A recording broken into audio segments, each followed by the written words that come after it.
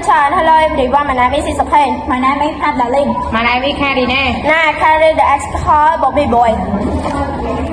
Hi, my name is Bobby. I'm last, but I live in London in Portugal. I take English at the big school here. I can speak Portuguese fluently and German a little bit.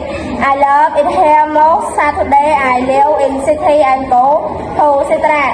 It's a beautiful old town very near London. Walking in the lovely countryside, sometimes we go shopping to the big amazing on my photograph.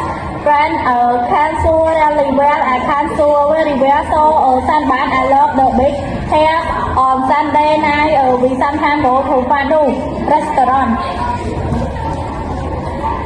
Fado is a different Portugal. I love it. I can now sing Fado, talk wall, but I can't play the guitar. Saturday is also the day of study class. Studying English.